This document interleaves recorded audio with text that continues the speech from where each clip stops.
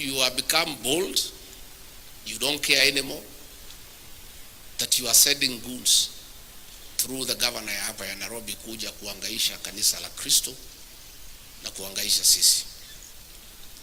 It's okay, there is no problem. Wewe endelea, kama unaona hivyo ni sawa, there is no problem.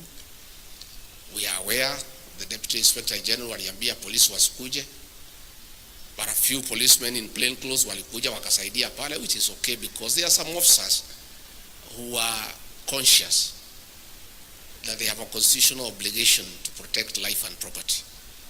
Last week umetumia polisi kutuangaisha Naivasha, which is okay. Lakini tunashangaa kwa nini? Kwa sababu wewe unatembea hapa kwetu mlimani, hakuna mtu amekuuliza. Si ametembea? Na nikaambia watu wamkaribishe. Bora walipe, si ndio? So we now let us be decent people.